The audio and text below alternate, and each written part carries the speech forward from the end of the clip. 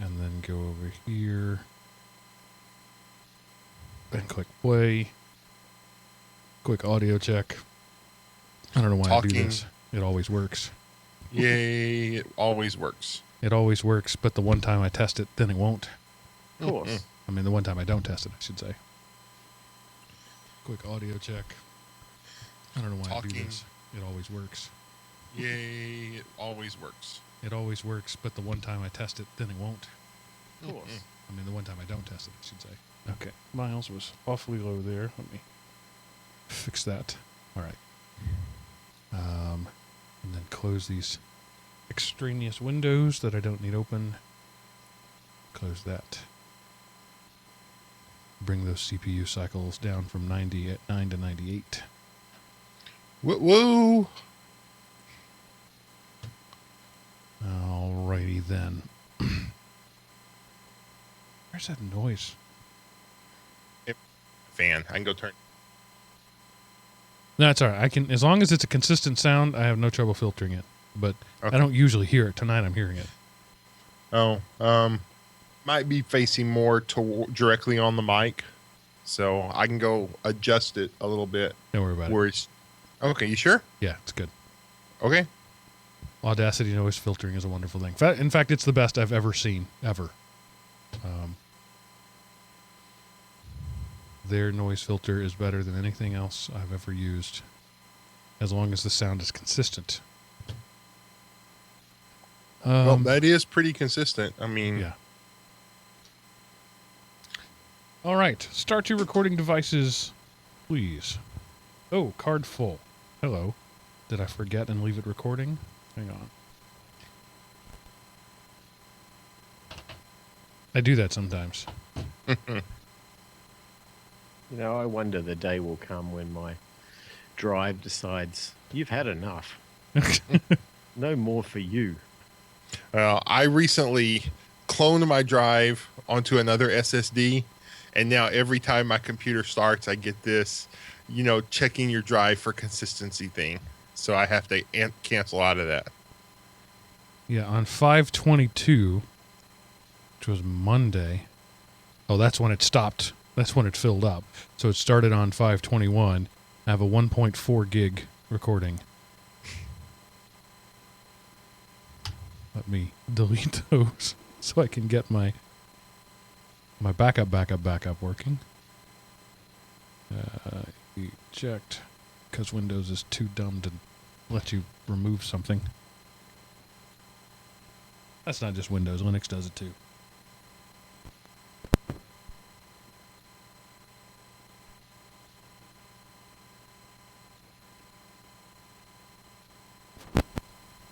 All right, level check. Little spot still. Level check. All right, that's better. Woohoo! It's better. I'm white again. Let me unwhite myself.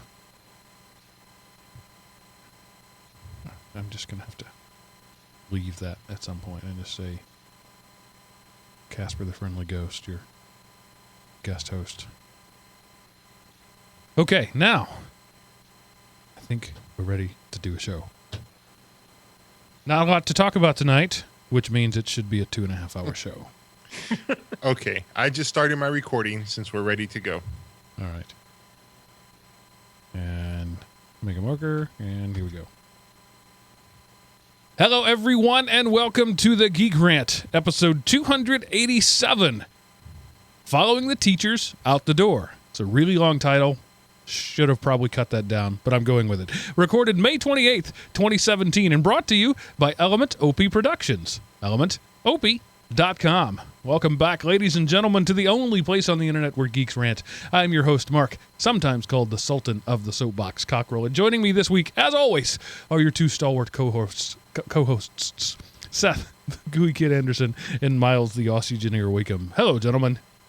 Hey, Mark, and howdy doody to all the faithful opiites. We love y'alls. Summer ranting at its best. Apparently, my tongue is already on vacation. Tomorrow is the day off, but my mouth has chosen to do it tonight, so I'll be stammering a lot tonight. Oh, well. We'll go with it. So this is Memorial Day weekend in the U.S. Other countries do it other days, but here in the U.S. it's Memorial Day, where we remember our honored dead, those who gave their lives in battle. It's not Veterans Day. You don't walk up to somebody who's currently active or serving or has served and say thank you for your service. That's Veterans Day. That's in November.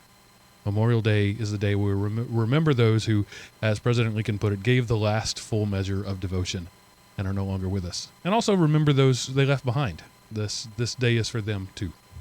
So having said that, I'm fulfilling the American tradition of barbecuing on Memorial Day. Last year, I participated in the great American tradition of buying an appliance on Memorial Day. This year, I'm choosing to throw a barbecue. I'm having about 30 people over tomorrow. It kind of got out of hand. Started inviting people, and then people were like, well, no, I can't come. Okay, so we'll invite somebody else. And then the other people, oh, well, it turns out I can come. So my decks are going to be full, and honestly, that's how I like it. The more the merrier. I currently have both a brisket and a pork shoulder preparing to smoke. I haven't put them on yet. I will right after this show and let them go about 20 hours or so, and then we'll eat them tomorrow. So that's my plan. What about you guys? I'm going to get my flat tire taken care of. I started to go to church this morning, and I had a tire light on. Couldn't find anything wrong, so I was close enough to the house. I drove back, wheeled out the air compressor, plugged in, let it charge, all that. And then so when I'm leaving the house to come up to the church to record tonight, I look and I was like, oh, that's why there's this nail stuck in my tire. And I'm like, I don't have time to fix it now, so it better maintain this super slow leak at least until I get home tonight so I can put more air in. And then, of course, Walmart's open all the time, and I'll get it either patched or plugged there, but I'll probably have to buy a new tire because it's so close to the edge. Yay, Memorial Day. Yeah, no, for me here, this is my one day of the year, May 28th, that is the epic motorsport fiesta of the year. And we've just finished watching the great races of the Monaco Formula One Grand Prix and the Indy 500. And I am dressed in my appropriate, Penske attire, and I've had a good old time with some friends, and we've been barbecuing today. So you're looking at post-motorsport miles right now. Well, did we pull you away from the festivities early? I know it's early afternoon for you still. No, here's the cool thing. I just finished. We had to. I kind of pre-recorded the Indy 500, and 15 minutes before I sat down here to record with you, lovely people, I watched the race and watched the winner. And I'm not going to spoil it for anybody, so you go and watch it and work it out for yourself. But it was epic. That's all I can say. Cool. So how could you pre-record? How could it be a spoiler when it's going to come out 3 days from now? Oh, yeah. Well, I just don't want to be the guilty person who told you who won. I understand. The whole culture is super sensitive to spoilers these days. Right. I just wanted to very quickly comment. I made some comment a while back. In fact, I have repeatedly about the fact that I do this podcast mostly on Windows because the Linux tools aren't as good as the Windows tools. And every time I do that, I hear from the Linux enthusiast who say, well, Jupiter Broadcasting, well, this... Yeah, I didn't say it was impossible. I said it's harder. The tools aren't as good. It takes more time, more effort, and more equipment. I mean, I've done this. I've experimented. I did the show on Linux for a while, back in the early days, even before there was an Everyday Linux. I ran the whole show on Linux. It's just easier on Windows. So don't send me examples. I don't want to tour somebody's facilities and learn the secrets. I know how to do it, and it's harder, and it's just there's a wider breadth of tools on Windows, and I'm okay with that. I don't have to be a Linux zealot all the time. I like Linux. Linux is my daily driver on my laptop. I use it all day, every day. But for the podcast, I use Windows, and you're just gonna have to be okay with that. Co-host note, reminder, Mark sold out his GeekRant credentials a long time ago when he went from sysadmin to worker for the man. Back to you, Mark.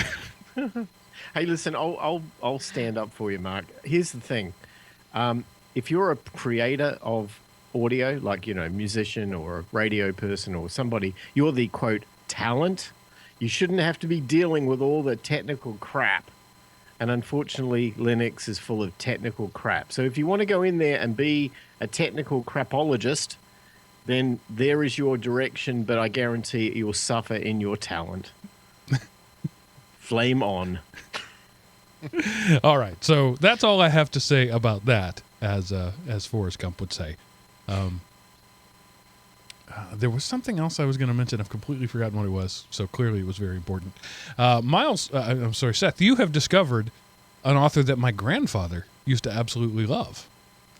Well, it's not so much discovered, but I read a couple of his books this week because I needed a break from the drama that I was involved in. I read his name all the time, but I never hear it pronounced. So I had to go to a website, and it is Louis L'Amour, according to Book Browse. But I always called him Louis L'Amour because I just read it, and he's French, and I hate names.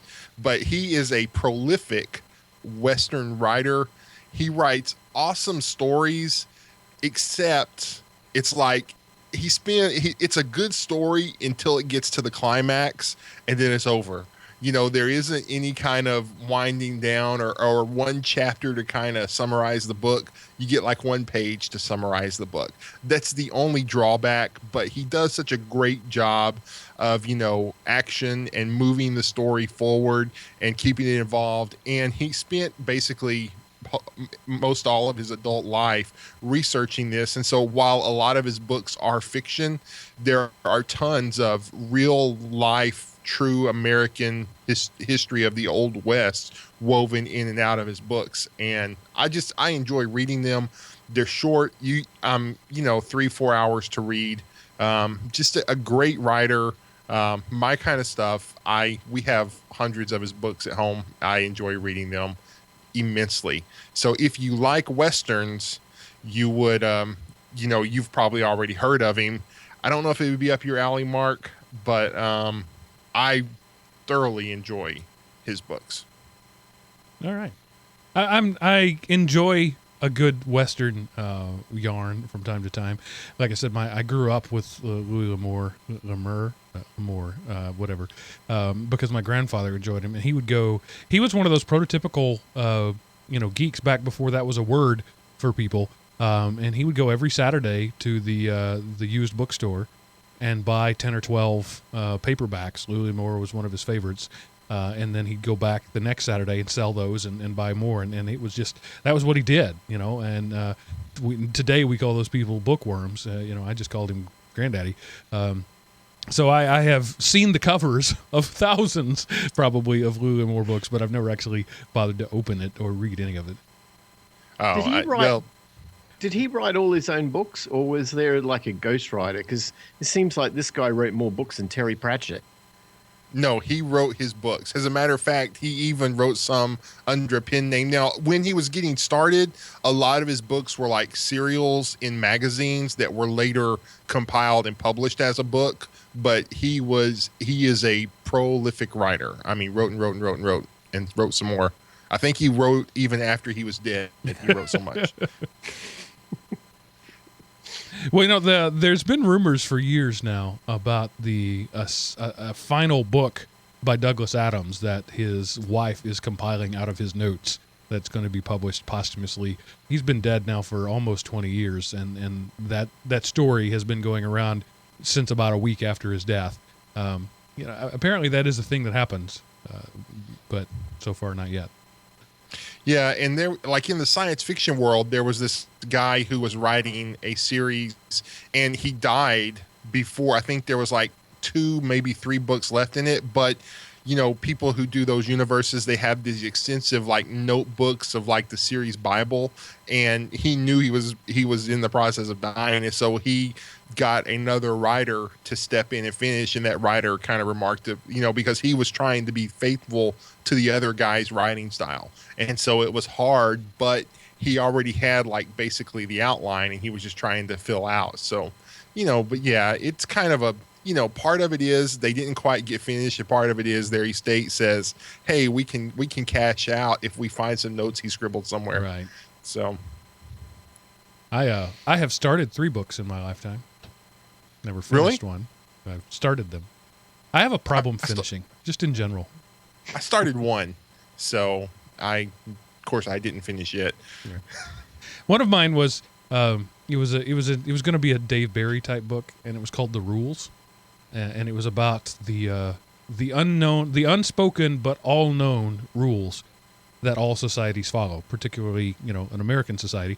For example, you pass a car on the side of the road, parked parallel to the road, somebody's parked there. That same car parked perpendicular to the road, it's for sale. Everybody knows this. Nobody says this, but we all know. If you want to sell your car, you park it perpendicular to the road. Don't know why, you just do. And there are just certain rules of society like that that I have noticed over the years, and I started taking notes and started writing a book, and then didn't finish. Maybe someday. Someday. There's all kinds of men's rooms rules. Ladies, you wouldn't know this, but there really are. Like, for example, you're not allowed to speak once you go in there. It's a monastic vow of silence that happens the moment you enter the room. And the guy that violates it, everybody knows that guy and hates that guy. And I guess you don't want to talk about your trip to San Francisco, Miles, since you just deleted it. So I won't mention San Francisco. There's not much to it. I was in San Francisco. That's about it. Did you do any touristy stuff while you were there? Nope. Worked. Okay. Sorry. Well, no animosity there. I've done the touristy stuff in San Francisco once, Pier 39, Fisherman's Wharf, Golden Gate Bridge. Good chowder. Yeah, good chowder. That's all I can say about that. I don't really remember much about it at all. So let's talk a little bit about the craziness going on in the world of alternative currencies. Those of you who are tired of Bitcoin talk, go ahead and skip forward about 10 minutes, I'm guessing. But there's been some new developments. Yeah, we haven't spoken about we haven't spoken about Bitcoin for a while. Probably because we spoke about it too much before. It's guilty. Right. Sorry. So anyway, a lot's happened since we last left this space. The biggest thing is that it got really, really slow and really expensive to do Bitcoin transactions. And the reason is that Bitcoin is pretty much monopolized by one company out of China called Bitmain that makes the majority, 93% market share of all mining hardware. And the problem with the mining hardware they built was that they built in a whole bunch of little, shall we say, tweaks in there that only they can use that gives them a competitive advantage and makes them hundreds of millions of dollars a month to process Bitcoin transactions. So we've been sort of stuck in this situation where the Bitcoin community wanted to do some improvements, and these guys said no, because that would break their $150 million a month income stream. And so we've been sitting around yelling at each other for the last year or so. Well, eventually, there was a threat that the Bitcoin community would go and rage quit and go off and do their own thing. And of course, that was a threat, and it didn't really happen. Meanwhile, Bitcoin kept going up and up and up and up and up in value because more people onboarded and the thing got bigger and whatever. But there's this thing which came out this week that is important, and so I think worthy of some consideration. There's a thing called BIP 148. Now, BIP is a Bitcoin Internet Protocol. It's kind of like an RFC for cryptocurrencies. And what 148 does is it basically introduces what they call a user access soft fork. It's a user enacted soft fork, where the user community en masse basically say, we don't care about you miners, we're going to do things our way, and this is how we're going to do things. And they take the existing Bitcoin, they don't change it, but they kind of mod it with these patches that kind of improve it. And what they eventually do is they introduce other kind of side chains that speed it up and make it better. And in doing so, breaks the code in the Bitmain world that gives them this competitive advantage. Basically, they hit the reset button on Bitcoin, start it all over again. The reason why this is important is that if you have Bitcoin in a exchange or a wallet, an online wallet for the most part, you better contact your exchange and wallet provider to verify that they support BIP 148. If they do not, it's scheduled to go into effect on August the 1st. If they do not, you will probably lose all your Bitcoins. And that's not a threat or not an overstatement. That is mathematical fact. Bit 148 changes the protocol. If you have your Bitcoins in an exchange or a wallet that supports it, when it gets interacted, you are somewhat protected. You are protected. And if you don't, bye-bye Bitcoin. So it's important, and people should realize it, and somehow this doesn't get much press. So clearly the big guys like Coinbase, for example, have it in their best interest to rewrite their code because they could literally lose their entire business over this. So I feel fairly confident that this is going to be another sort of Y2K situation. It'll be much ado about very little. We would hope so, yeah. We would hope so. And there is plenty of time between now and then. However, Coinbase have not publicly come forward and stated they'll be supporting Bit 148.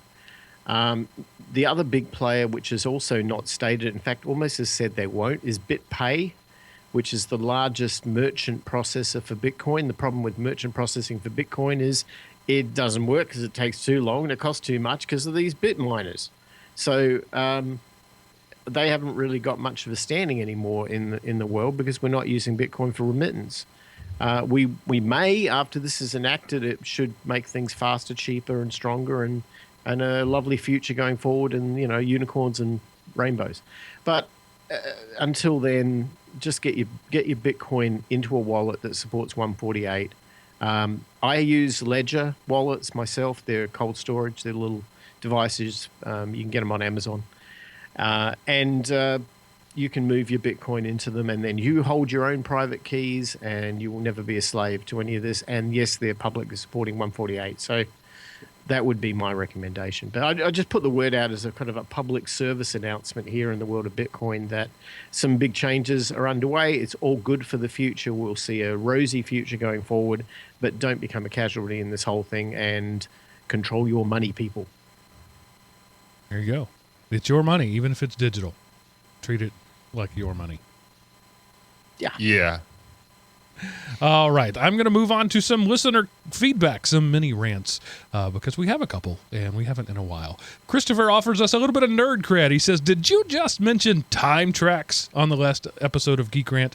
I remember that show fondly. Yes, Selma, the self-encapsulated limitless memory archive, was another incarnation of an interactive database that we all look for. The C-3PO R2-D2, the Jetsons Rosie, the Richie Rich Irona, the Knight Rider Kit, and so on. There's an old saying that necessity is the mother of invention, but necessity's close cousin is convenience and lends a lot of power, freeing up our minds for the more abstract thinking and laziness. Then again, the philosophical deep thinker in me asks why it is that we create these symbols in the stories we write. What do these symbols represent? Our continual drive to do greater things with less effort? Thanks for the show and the entertainment and the undercarriage of information. Much respect, Christopher. Yes, Christopher, I couldn't come up with the name of the show at the time, but Time Tracks and Selma was exactly what I was thinking of. But kudos to you or Wikipedia for knowing that it meant self-encapsulated limitless memory archive. Nicely done.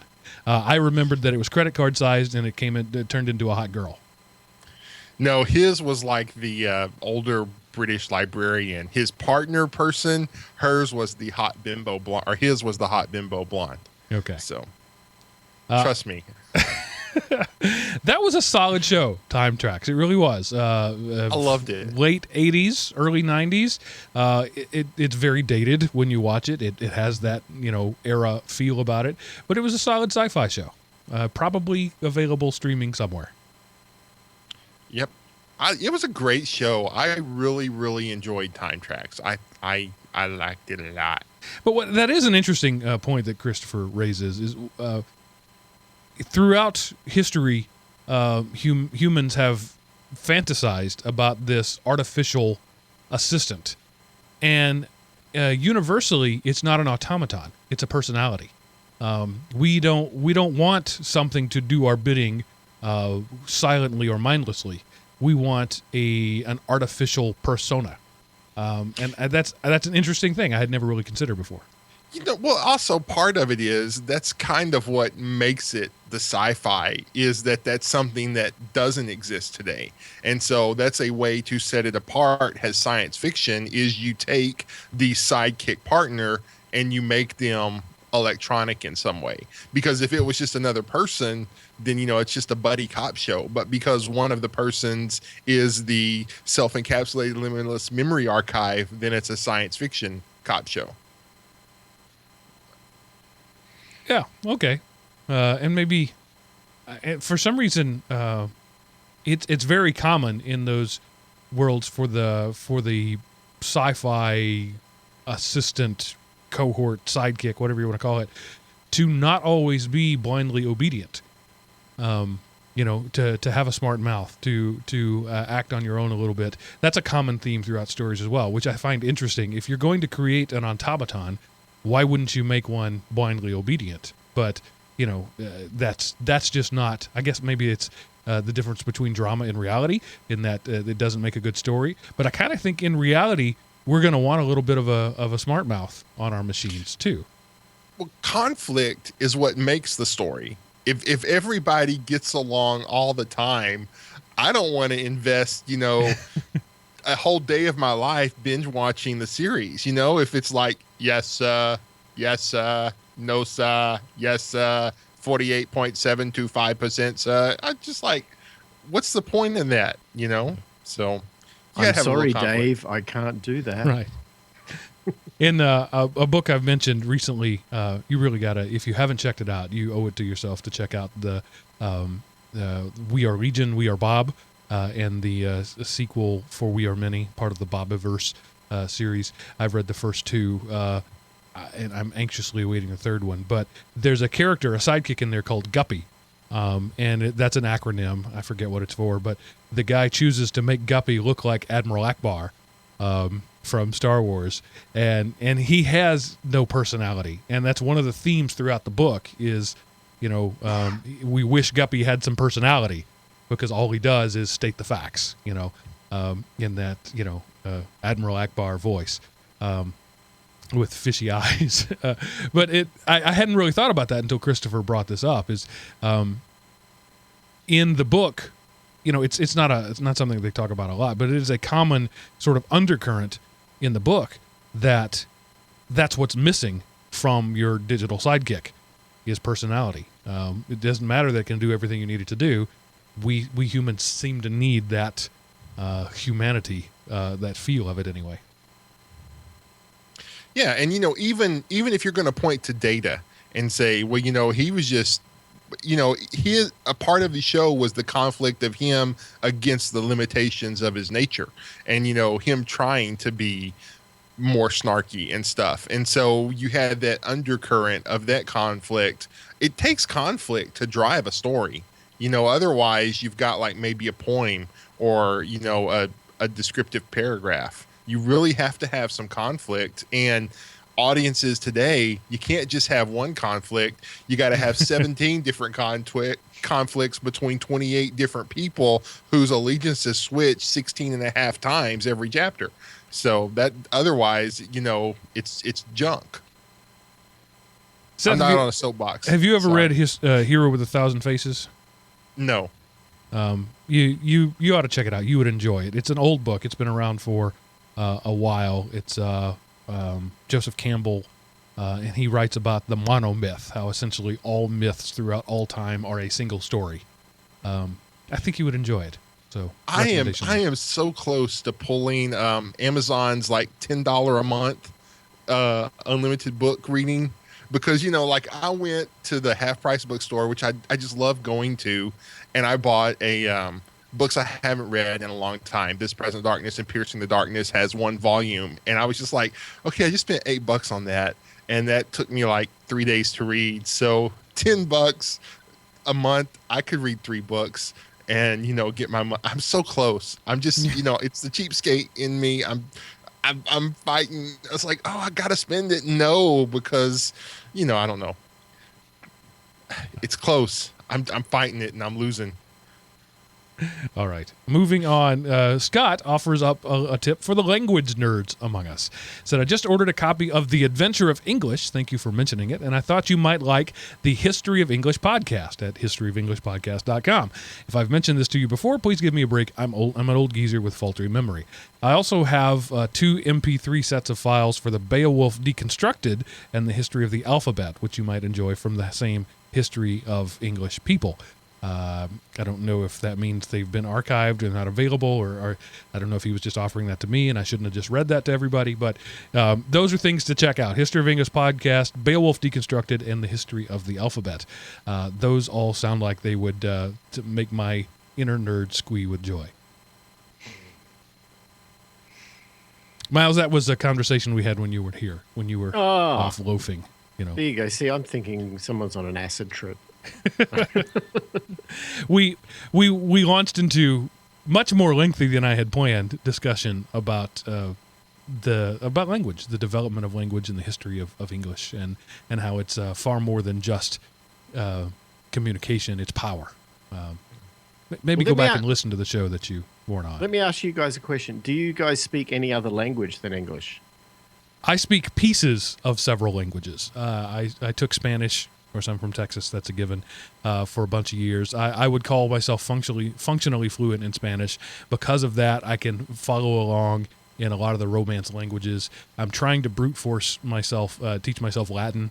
It's not going well. I do a little bit of American Sign Language. So, it's been a passing hobby of mine for a very long time. Yeah, and me, no. I mean, I tried to take Spanish in high school, and I earned hard that C, but I learned more Spanish when I was a manager at a McDonald's than I ever learned in high school, because I had to communicate with them. Right. And now I don't have to, so no. And it's one of those, I quote unquote wish I knew another language, but I've had many an opportunity to at least try to learn, and I still wish, like I wish I were a millionaire or whatever, but I put about the same amount of work into each one, it seems. Yeah, a passing goal of mine is to be able to read the Bible in the original Greek and Hebrew. That's going to be years in the making, but that's something I have been working toward for a long time. Just because I think, what nerd cred. But what's interesting is because language is so much culture, you end up learning about a people as you learn their language. Indeed. Communication to me is such an amazing thing. It literally is mind control. Using some guttural utterances and clicks and pops of my mouth, I literally put my thoughts in your brain. That is a miracle of human interaction that we ignore, and it's so commonplace we don't think about it. But I am right now at this very moment implanting my thoughts in your brain, using nothing more than clicks and pops and groans. That's mind control, people.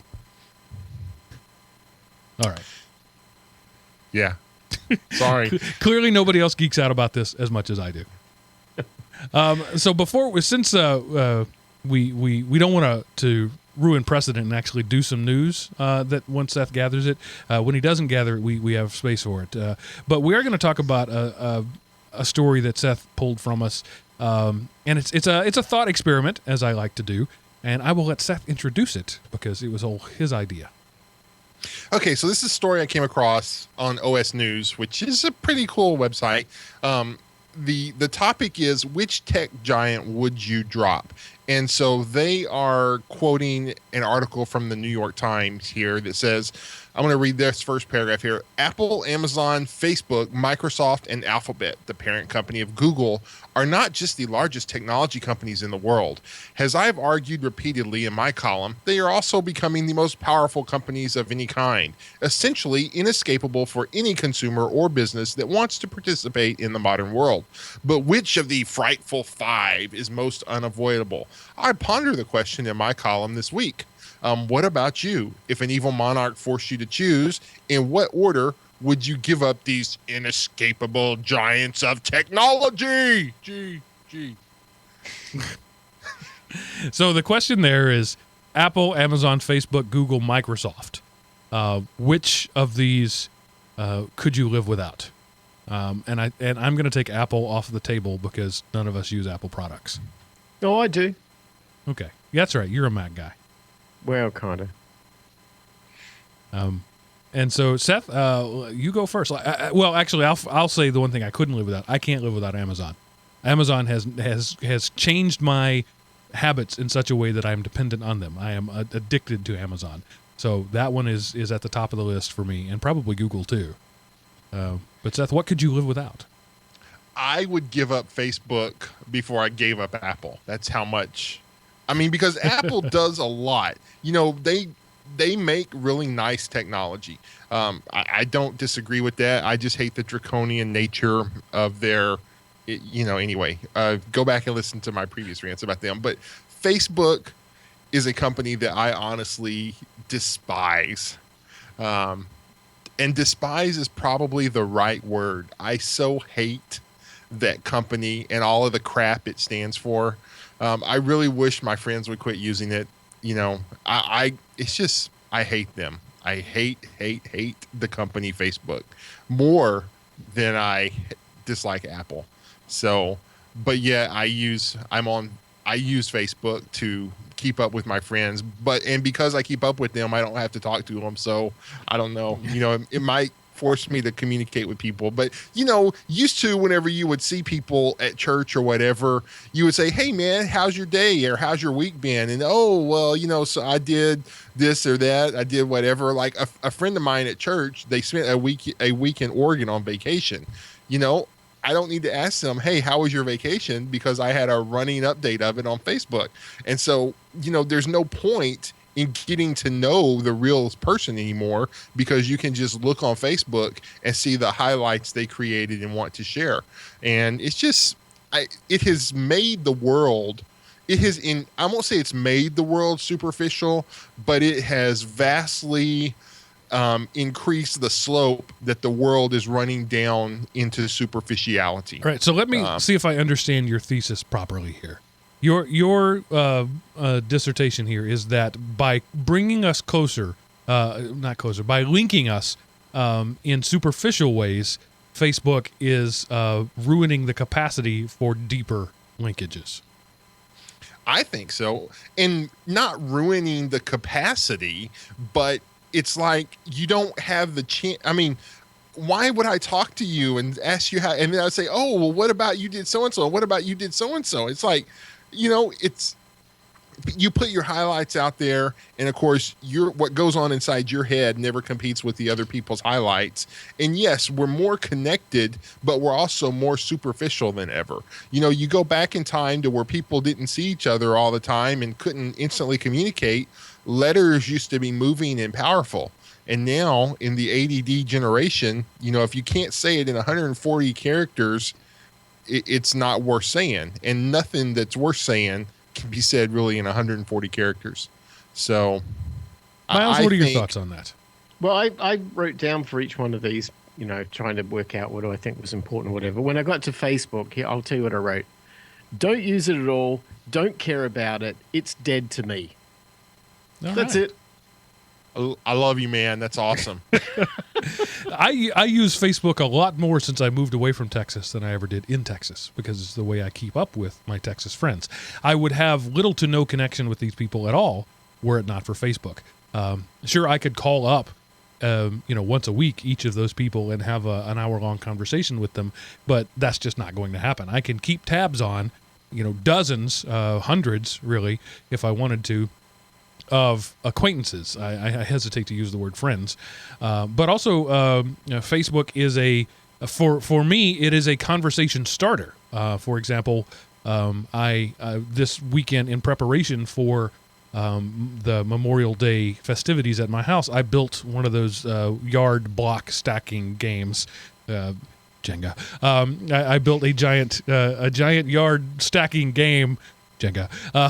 You're not supposed to say things like that on a podcast. But anyway, and I posted a picture of it on Facebook, and it started a conversation. In fact, this morning when I went to church, one of the guys who's sitting next to me in choir was asking me about how I made it, why I chose that piece of wood, and so that Facebook post Facebook sparked a conversation in the real world, and that's how I use Facebook personally. It is a touch point for deeper conversations, not just a substitute for deeper conversations.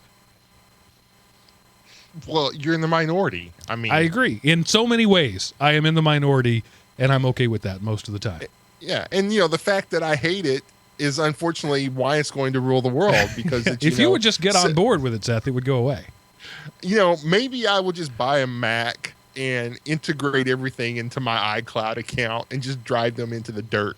So I don't know. I just don't you have a sense that like Facebook is kind of the dumbing down of the internet? I mean, a lot of people I know who use Facebook think Facebook is the internet. That's Like my they mom. do- She doesn't. Right. Facebook to her is the internet and is texting. She was over at my house a while back, and I was on my laptop doing I don't know what I was doing, show prep, reading blog article. I have no idea.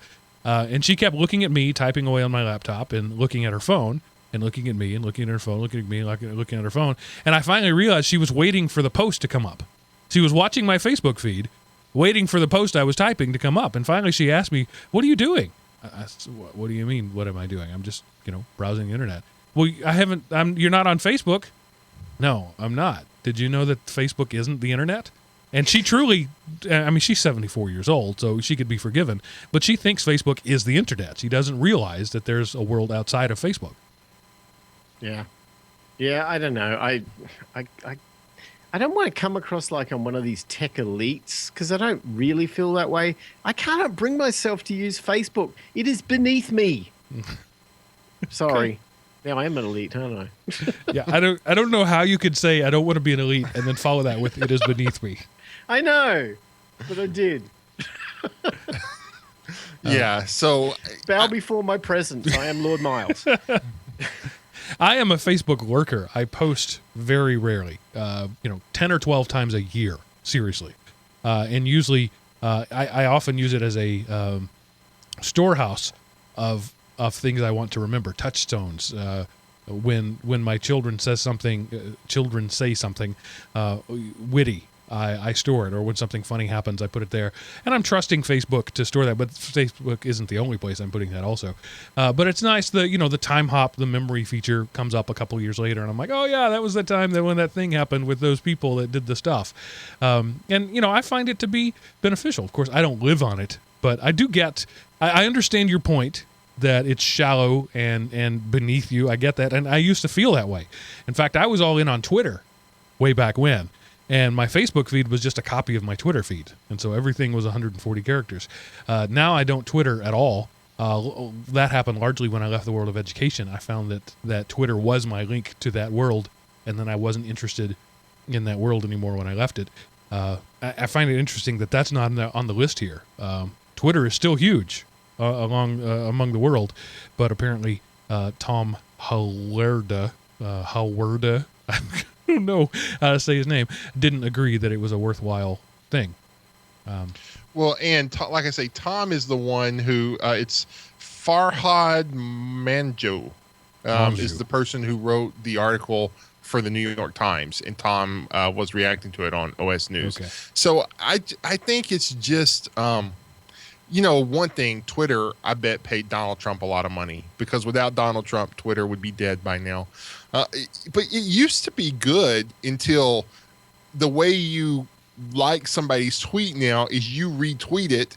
And so if you have a bunch and you're supposed to follow people and then follow you back, and you follow two friends and they follow two friends, and you create two false identities and they create two false identities. And so the next thing you know, you've got roughly 37.6 sextillion followers on Twitter, all retweeting everything you do, and it just becomes a humongous echo chamber that does. I mean, there are so many ways where Twitter could be cool. A food truck, tweeting out to its followers at the corner of Jackson and 5th Street today.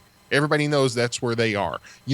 There's so many ways it could be good, but whenever people use Twitter to post a blog entry 140 characters at a time, when Twitter decides the way they're going to is just, inundate you with advertising tweets, it's worthless.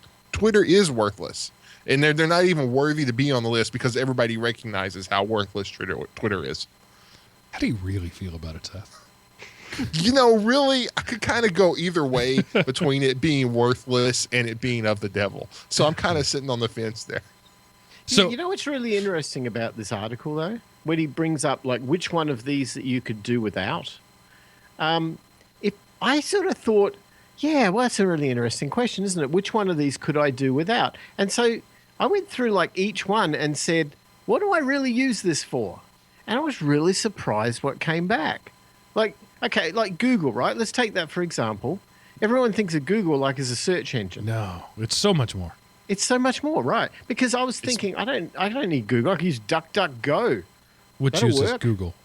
Right? Yeah. Well, okay, but I could use it as opposed to using Google. I don't want to live in a world where Bing is my only search engine. Just saying. gosh, no.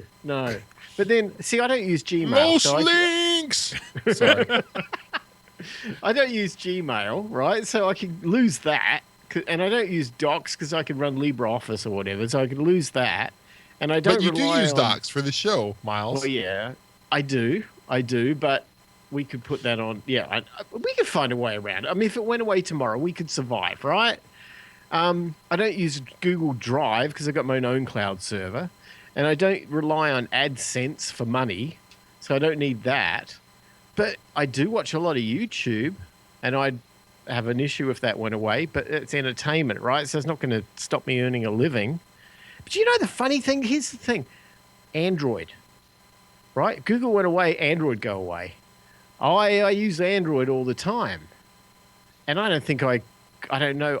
What would you use alternative to Android? An iPhone, right? Mm-hmm. Windows Phone for the win. CyanogenMod? Migo. I don't know. I don't know what if Android went away. What would we do? I don't know.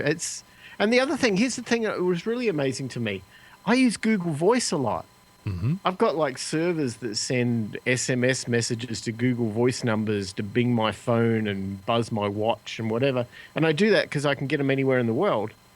If that went away, I'd have to find like some international SIP provider and all that. So I don't think there is anything out there. So Google Voice, it'd be a reason why I couldn't get rid of Google. So I had to keep Google on the list. As much as I didn't want to, I have to keep Google on the list.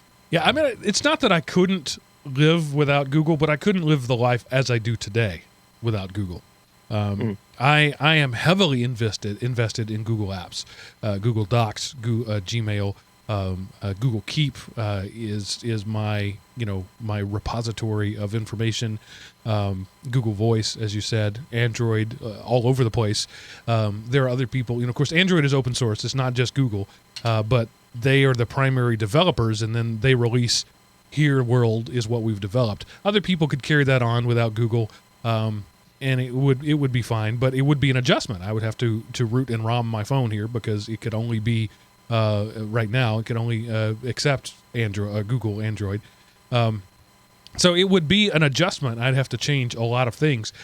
Could I live without Google? Sure. Would I want to? No. I get a lot of value out of Google, as I've talked about many times before. I'm all in on the submit yourself to a single ecosystem and reap the benefits of it.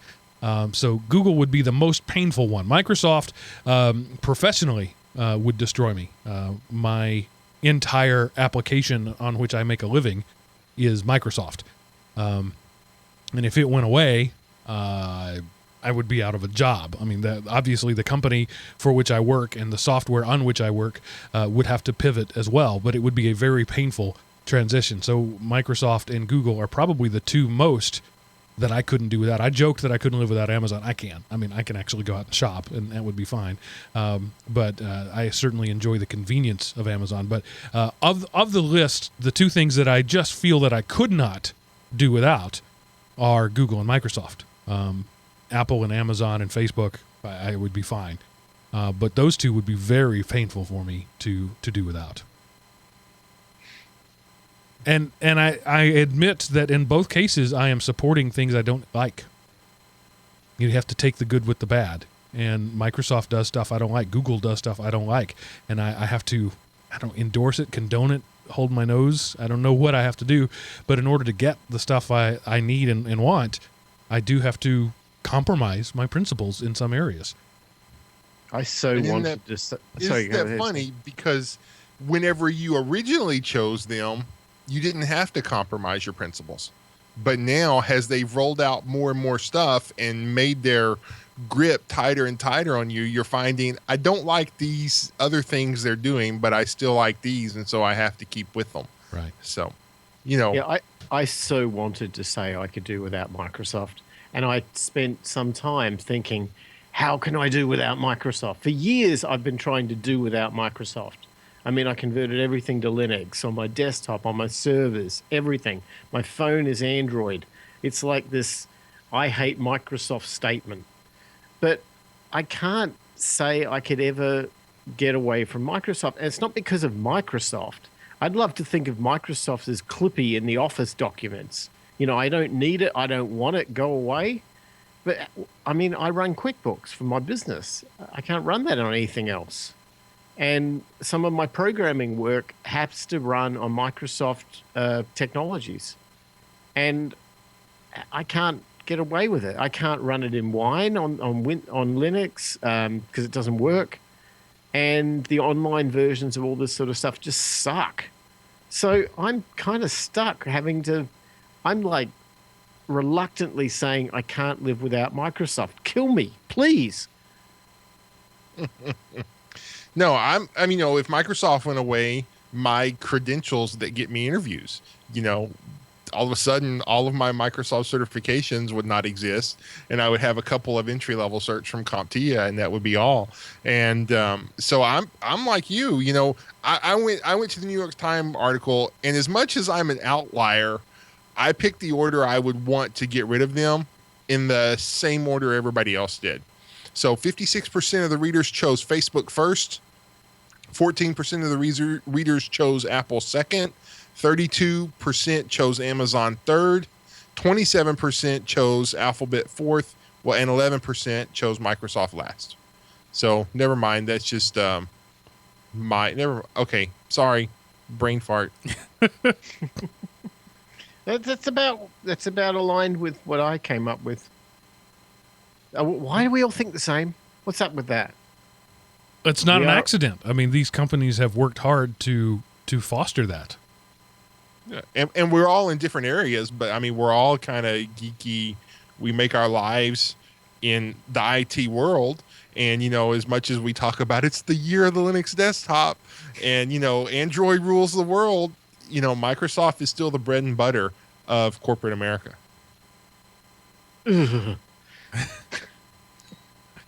Yeah, so I'm gonna go shower now. in the New York Times article, the response is Facebook by 50%. People said they can live without that. By 38%, Alphabet, Google, and all of their offerings, 38% said they can't live without that. And interestingly, Apple, only 10% said that they would drop Apple, and 34% said that they couldn't live without Apple. I think that's a very biased sample in the New York Times, frankly. But I think that's more of the snobbery of the New York Times. If you do the Venn diagram, there's a big overlap between the snobbery of Apple. And right. So it's biased based on who this article reaches, exactly. Not on any liberal whatever hipsters. The word is. Right. Yep. And for a lot of people, iPhone means phone. You know, that those are synonymous. You have an iPhone, you have a phone. They don't know the difference. And Apple has done a great job of making that connection. They were never able to say Apple equals computer, but they have been able to say iPhone equals phone. And the rest of the world think, you know, Android, but they don't even know Android. They don't know that word. They know that I got a smartphone, I got a thing, I got whatever my vendor did. They don't necessarily know the word Android. In fact, I talk to people who run Android phones on a regular basis, and I say, "Is that an Android phone?" I don't know. It's Samsung. They don't know that it's because it's they know Samsung, they know HTC, they know Blue, which is a big vendor of cheap phones. But iPhone, Apple has done a good job of saying the iPhone is the thing. The OS is just happens to be the OS that iPhone runs. Good marketing, good work there, and that's why 38% of New York Times respondents said, or 34% said they can't live without Apple. First against the wall when the revolution comes. Probably. But man, they're if Apple creates the revolution, their robots will be so glossy and pretty and shiny. They'll be lickable. Yeah, but that tells you that they wouldn't be the ones to create it because they're not ever the first to anything. It's true. So somebody else would do the revolution, and then Apple would say, let's change the color on that and let's make it a glossy coat, and then we'll own the revolution. And people go, oh my God, because, that's how much intelligence people have whenever they see that retarded apple that was bitten once. So, and it maybe Google and Microsoft. Microsoft has always been happy being infrastructure. They've never gone really for sexy. It's not been a goal for them. And clearly, as the fact that all three of us have just said that our lives would be significantly impacted by the loss of Microsoft, that's a winning strategy. Infrastructure isn't sexy, but everybody has to have it. But it's not Microsoft. It's the apps that run on Microsoft. Right. That's because they're infrastructure. Right. If they ran on Linux, I wouldn't need Microsoft and they can go away quietly. It would be fine. But, I mean, there have been design decisions made for the last 30 years to make sure that their stuff doesn't work anywhere else. Correct. Yeah. Yeah. Yeah, I'm tethered to Microsoft by a noose around my neck. Right. And you'd like to, but as I like I started the show saying, there are some cases, you're saying you can't do it. You can. You just don't want to do what it would take to get away from it. You would lose productivity. You would lose probably ease of use. It would negatively impact you so greatly that you're willing to have that noose around your neck than do what it takes to be without it. That is correct, sir. Yeah. And that's the same way I am. I use Microsoft in my production studio because the pain of not using Microsoft is so great that I just choose to do it. Anyway, have we beaten this horse? Is it well and truly dead? Yeah, it might not be glued yet, but it's pretty much dead. Okay. A very interesting conversation, Seth. Good one for bringing it up. It's really good. Oh, thank you. All right, now let's look at a little bit of news. As we've just talked about, we are somewhat dependent on Google. Android or Google is aware of that, and they're starting to say, they're starting to throw some teeth into that, particularly in this case with Netflix, but other things are going to be coming, I think. Yes, Android developers can now block rooted devices, and Netflix is like the first one to do that. So if you're somebody who roots your own device so you can sideload apps or whatever, now, and this is only in Google Play, so they have the option to block their apps from working on your devices. And, the underlying thrust of this article is what starts in Google Play ends up in Android, and then you won't be able to add any of these apps if you root, and it'll be baked into Android itself. And so it's one of those things, do no evil. They're taking down that whiteboard that says until we own the world.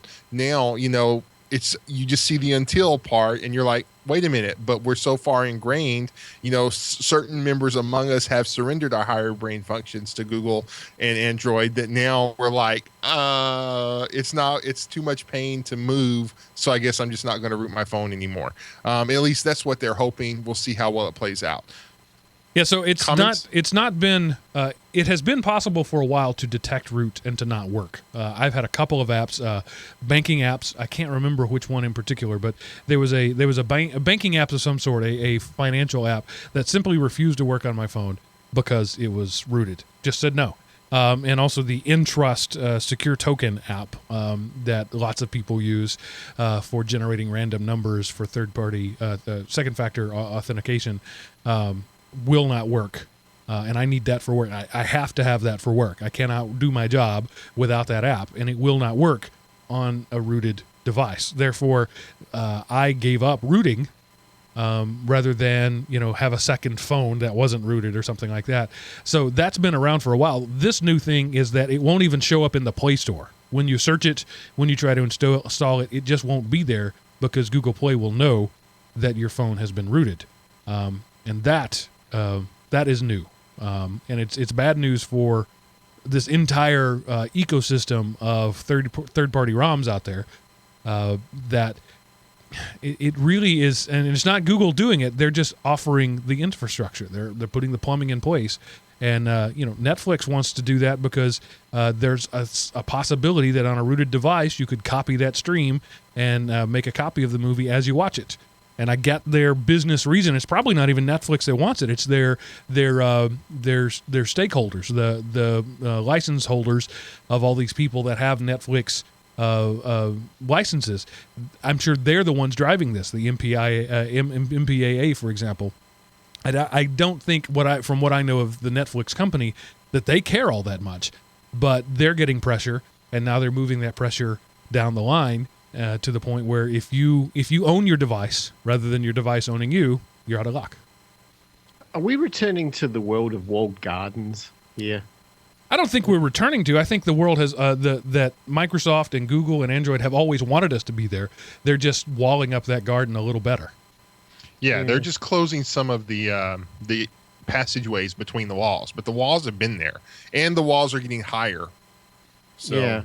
I mean, I remember the days back in, I don't know what version of Android it was. I think it might be 3 or 4, where they did not allow you to run a VPN on your phone. Like you couldn't connect to a VPN service. And the only way you could do with that was to install software that required your phone to be rooted. And that was just a problem because, business people need access to VPNs. They just do. It's for privacy, and it's what their IT departments require them to do it. Thankfully, they built that into later versions of Android. I think it was 5 or 6 or so on that we could do that without needing to root the device. But I just would hate to see this as being... it's one thing to say, look, we don't want bad malware to take over your device and start spewing out, spam or whatever it is to the rest of the world. But then it's very easy for them to be able to manipulate that and to say, we know we need to build this thing, but we're too lazy. We don't want to do it. And by the way, you can't use it. Yeah. And that scares me. I remember now what the financial app was. It was Android Pay that lets you, tap your phone and pay for something. It would not install on a rooted phone. So I had to unroot my phone, install Android Pay, reroute my phone. And so that's I'm sure that they're all about trying to, they're selling this in terms anyway, of trying to protect the end user. I'm honestly not sure what the real reason for it is. Well, you could put on your tinfoil visor / conspiracy hat and realize that, Google is developing a different OS that they own.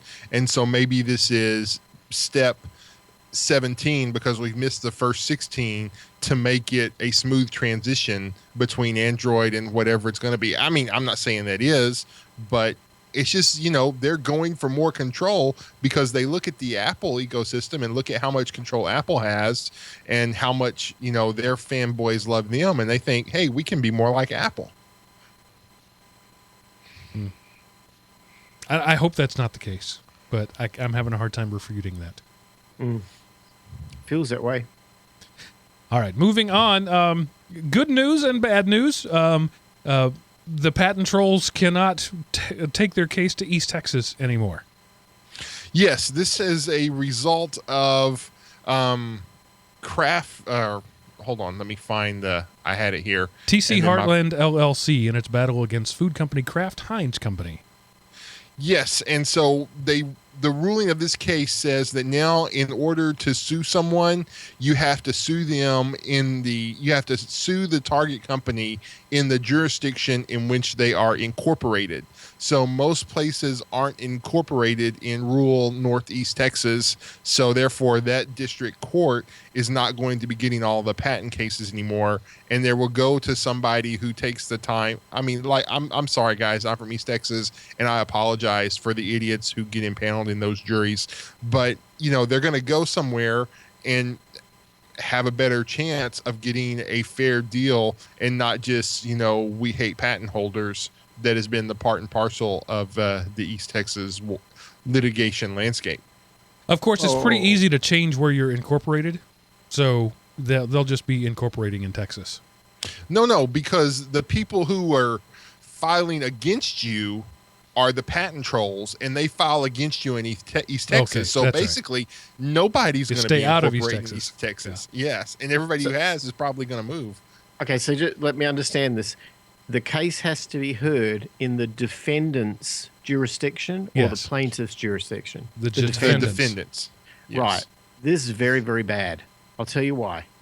If the defendant is a company out of the UK and the plaintiff is a company in the US, does that mean that the US now has to travel to the UK and raise the legal case in the jurisdiction of the defendant, i.e. the UK? So now they're paying for twice the number of lawyers. This is not a good thing for patent law. This is like taking the pendulum and swinging it exactly all to the extreme opposite side. But on the flip side of that, you have a 1 or 2 man development shop who live in Delaware and are incorporated in Delaware, and they have to put their business on hold and fly down to East Texas with lawyers who are familiar with East Texas law, making it easier to settle with the patent trolls. So, I mean, it might not be bad, but I doubt it's going to be equal bad as to how it has been. So in most places selling in America, aren't they somewhere incorporated somewhere in America to do business? Yeah, most places do have some sort of corporate headquarters, but that's the same thing as being incorporated in that area. But let's say, okay, so I'll give you a perfect example. Let's say, all right, Apple. Hate to use an example, but I want to copy an iPhone. And I'm going to copy everything about the iPhone. I'm going to copy the gestures. I'm going to copy the screen, the icons, everything there is to know about the Apple iPhone. And I'm violating 100 patents. But I'm a Chinese company in Shenzhen, China. And I have nothing in the US. I'm just going to make these devices and sell them to the Chinese in my local region.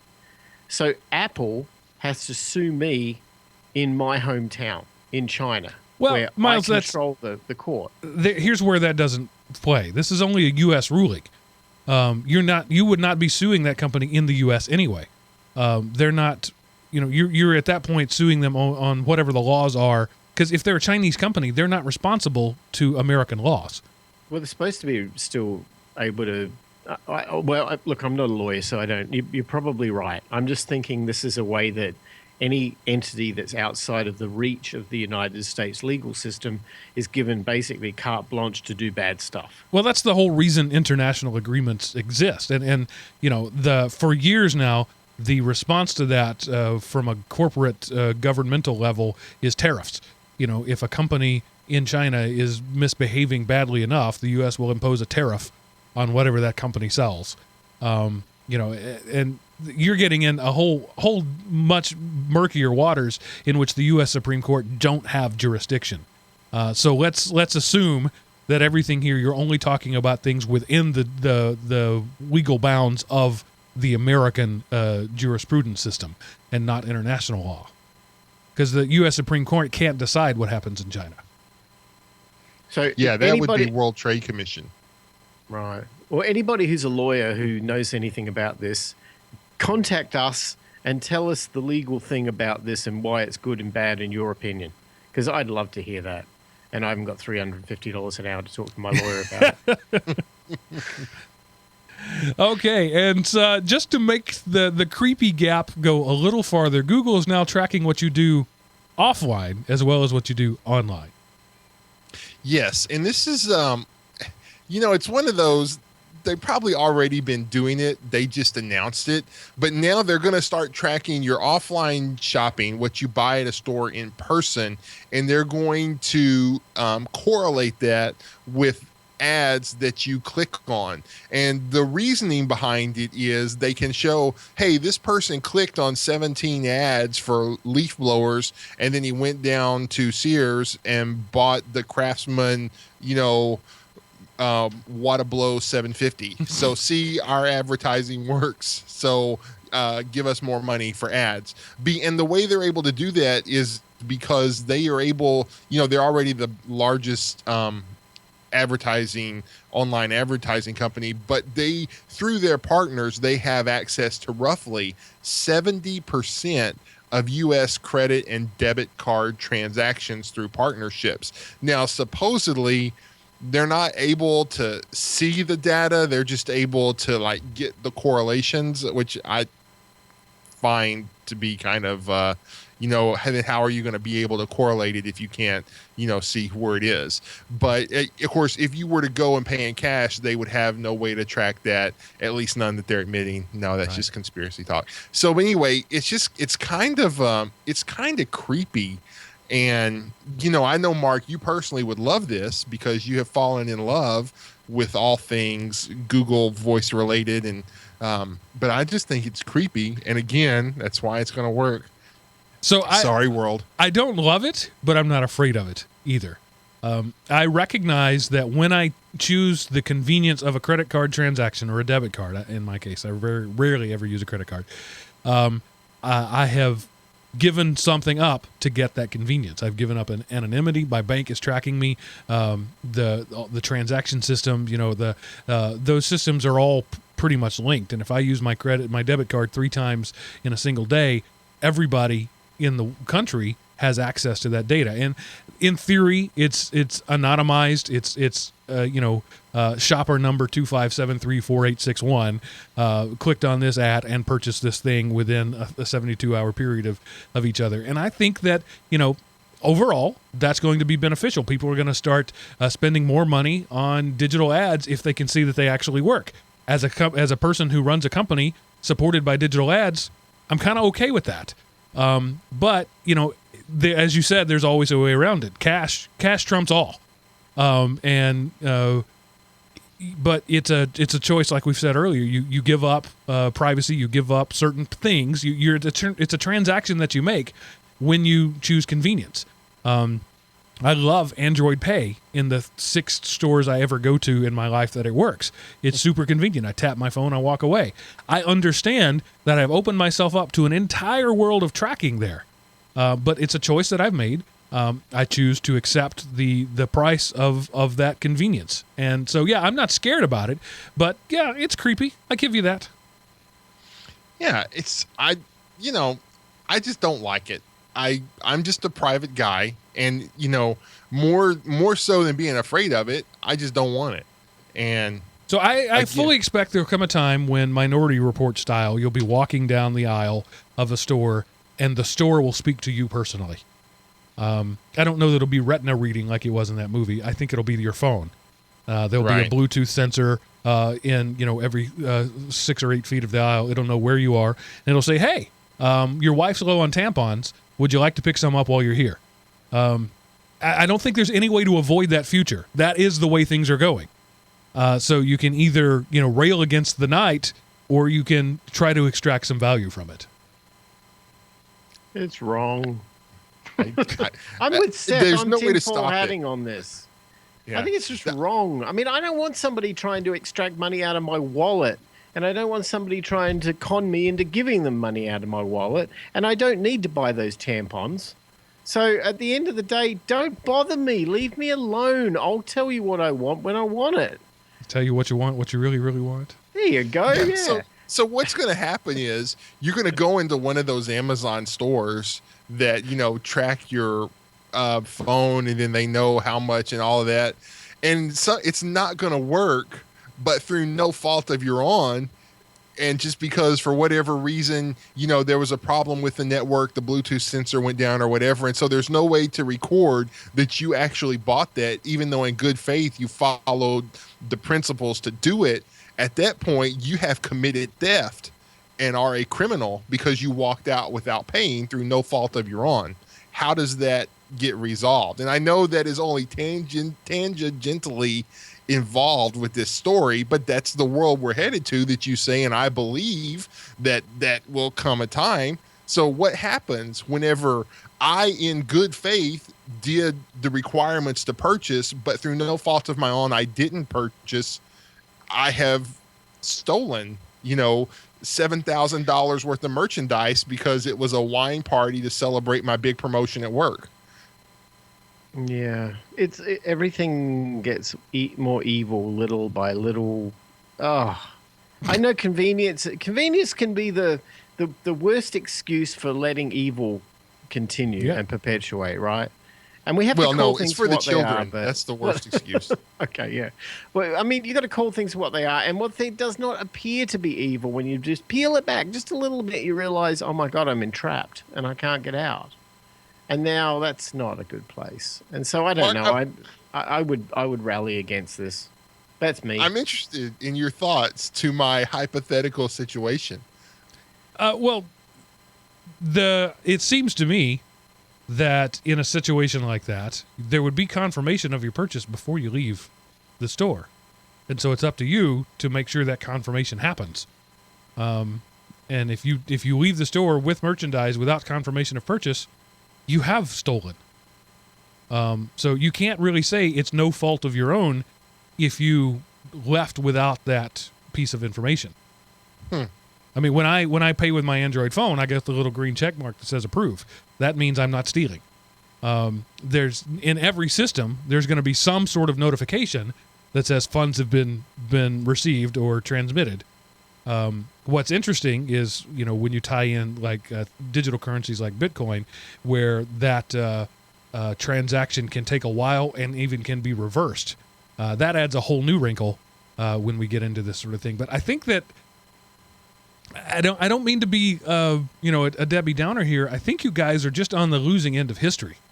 And I admit that I've lost, and Cool. we've lost. I'm sorry, guys. I'll back the wrong side. I should have took one for the team, but no, I understand that. It doesn't mean I have to like it, But for now, for the foreseeable future, for your lifetime, I'm willing to go that far. For your lifetime, Seth, cash will always be available. And you can just walk around with a Vinnie wad and not have a problem. Just roll off 100s as you need them, and it's not going to be a big deal. I hope so. And I'm not leaving the house. It's that simple. Well, and you won't have to, because you have a basement full of canned goods and firearms. So you'll be good. And CCTV cameras all the way around the perimeter. Try it, people. So were you a loony before you moved to Arizona, or did moving out there make you a loony? I just found my people out here. Okay, yeah. Now, I wonder if you could build a wall of claymores. Could you just actually embed those into the wall? Like instead of bricks, your outer structure is claymore mines. Making sure they're facing the right direction. I want a moat with alligators in it. You better be darn sure that you're not mowing a lawn and throw a rock into that wall, though, Seth. That's true. All right, that's it. Those are our news stories and our discussion for the week. So, Seth, what happened this week in history? All right. So, on May the 25th, 1994, the first International World Wide Web Conference, CERN, hosted the first International World Wide Web Conference, which continued through May 27th. At the conference, researchers expanded on Tim Berners-Lee's concept of a single storage facility for a variety of information, a design that would greatly aid his researchers when he previously had to use a number of different programs and locations to collect what he needed. While participants understood the usefulness of Berners-Lee's concept and hypertext markup language, few guessed how quickly the web would expand to millions of users globally. And that happened this week in history, Mark. So 23 years ago, the web was born. And today it is the foundation of society. Pretty much. Even people who don't use the web somewhere, and of course, okay, there's some rural African village or Indian village, but even in America, if you go off grid, the store you went to buy those goods bought them from somewhere who tracks that information in some type of relational database, or maybe they're progressive and use a blockchain. That, very, very rarely is there some commerce that is not tracked back to the web. Yeah, So- the web's become a platform. It's no longer the web. It's a platform in which it's like a desktop. Right. It's like people It's write infrastructure. software for it. It's infrastructure, yeah. So I may have to go back and rescind my previous statement. If that much change can happen in 23 years, maybe cash will be gone by the time you're still alive, Seth. Well, I'll barter something, You'll be the guy on the street corner. We'll code for food. No, I'll let somebody stay in my rent house and they have to buy the crap for me. There you go. All right, good stuff, folks. I'm going to go ahead and say it because it's part of the show anyway. But as a reminder, we're not going to be here live for the next month, for the month of June. This will, I believe, release on May 31st. For the month of June, we are taking that month off. We have pre-recorded 4 shows. You will not miss any shows. We will be bringing you content every Wednesday as expected. But I say that to say, if you go to go to elementop.com and click the Contact Us button and leave a response, we won't get back to you for a month. That should not dissuade you from doing it. Miles asks some questions here. Those of you who are knowledgeable in international law, we need your help there. Those of you who are afraid of the future, Seth needs partners to know where he can go and commiserate when the world crashes down around him. So go to elementop.com, click the Contact Us button at the top of the page, answer the world's hardest CAPTCHA, fill out the form, or dial 559-AM-OPI, leave us a voicemail, or send an email to geekrant@elementop.com. All of those things are ways that you can contact us. Just know that it's going to be a while before you hear back from us. We all need a vacation, people. That's right. And I'm hoping that our first episode back will be a listener feedback episode. That would be from awesome if we had a bunch of pent-up feedback to do. Yes. Cool. And That's now, my goal. Seth, what do you have to lower my productivity for the next month so that you look like a better hiring option? Okay, this is a YouTube channel. Pete Holmes is his name, and it's a little series he did called Street Fighter Red Tape, and he is basically like this bean counter accountant. And like the first one is Ryu, is Mark Paul Gosselaar is Ryu, and then so he's telling them like words he can say and stuff. And then there's like Ken and Bison and Dalasim and Chun-Li and Guile and Blanca, and they're if you wasted as much of your life playing Street Fighter 2 as I did, you will find these very enjoyable.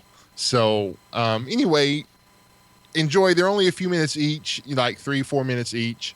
I think they're funny, and hopefully you will enjoy them.